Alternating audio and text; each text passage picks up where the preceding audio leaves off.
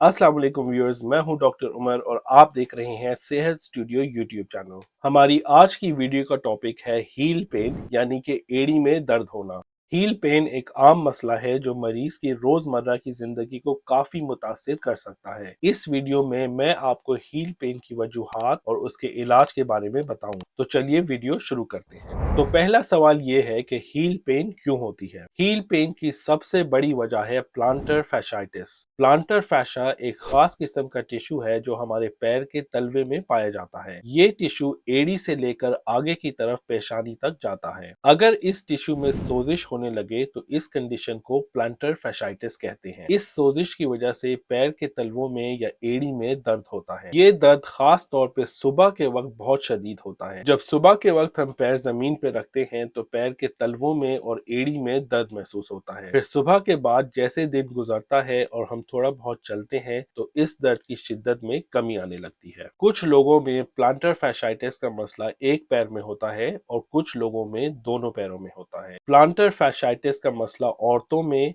और 40 से 60 साल की उम्र के दरमियान ज्यादा आम होता है। तो प्लांटर फैशाइटिस क्यों होता है? जो लोग दिन भर ज्यादा वक्त खड़े रहते हैं उनके प्लांटर फैशा पे खड़े रहने की वजह से दबाव पड़ता है और सोजिश होने लगती है। इस वजह से प्लांटर फैशाइटिस का मसला वेटर्स में, सर्जन्स में और शेफ्स में ज्यादा आम होता है। इसके अलावा कुछ और भी रिस्क फैक्टर्स हैं जो प्लांटर फैशाइटिस होने के चांसेस को बढ़ाते हैं, जैसे कि मोटापा होना, ऐसे जूते पहनना जो नीचे से पतले हों और आपके पैरों को अच्छी सपोर्ट ना दें, सख्त फर्श पे लंबे अरसे तक खड़े रहना या चलते रहना, हाई इम्पैक्ट एक्टिविटीज करना जिसमें हमारे कदम जोर से जमीन पर आके लगते हैं, जैसे कि रनिंग, जॉगिंग और डांसिंग। और प्रेगनेंसी में भी प्लांटर फैशाइटिस का मसला ज्यादा आम होता है। तो प्लांटर फैशाइटिस का इलाज कैसे करा जाता है? प्लांटर फैशाइटिस की वजह से एड़ी में दर्द आम तौर पे 6 से 12 माह के अंदर खुद ही बेहतर हो जाता है, लेकिन इस दौरान दर्द बर्दाश्त करना मुश्किल होता है और इसमें कमी लाने के लिए आप खुद ही कुछ सेल्फ हेल्प मेजर्स पे अमल कर सकते हैं। अब मैं आपको इन सेल्फ हेल्प मेजर्स के बारे में बताता हूँ। पहली चीज ये है कि आप अपने पैरों को जितना मुमकिन है आराम दें। लंबे अरसे तक खड़े होने से या चलने से गुरेज करें।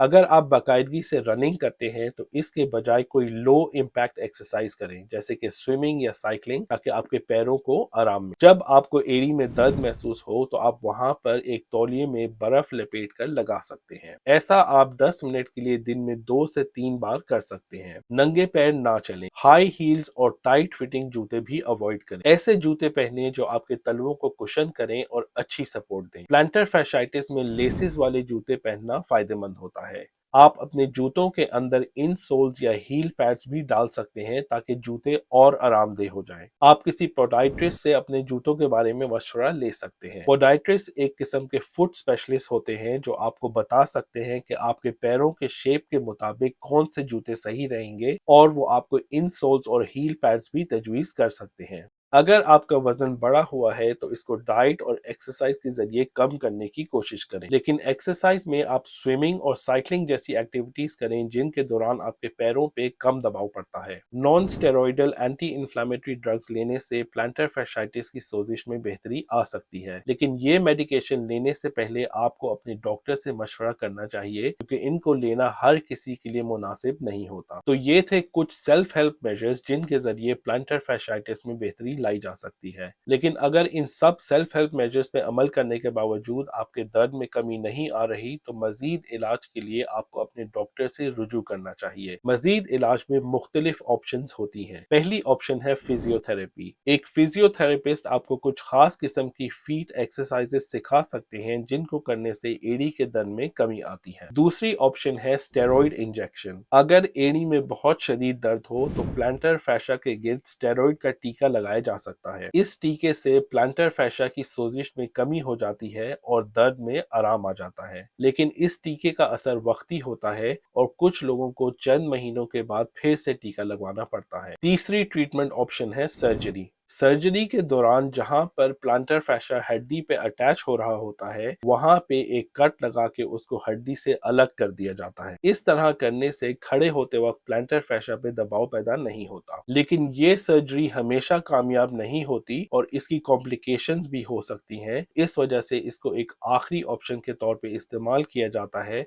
اگر کوئی اور علاج کام نہ کرے۔ تو یہ تھی ہماری آج کی ویڈیو ہیل پین کے بارے میں۔ آخر میں یہ کہنا ضروری ہے کہ پلانٹر فیشائٹس ایک بہت تکلیف دہ مسئلہ ہے، لیکن صحیح ڈائگنوسس اور علاج کے ساتھ زیادہ تر لوگوں کو آرام آ جاتا ہے۔ اگر آپ کو یہ ویڈیو پسند آئی ہے تو اس کو لائک کریں اور دوسروں سے شیئر کریں۔ اگر آپ کے ذہن میں اس موضوع کو لے کے کوئی بھی سوال ہے تو آپ کامنٹ سیکشن میں پوچھ سکتے ہیں، اور آخر میں صحت اسٹوڈیو چینل کو ضرور سبسکرائب کریں تاکہ آپ کو میری ہر آنے والی ویڈیو کا پتہ چلتا رہے۔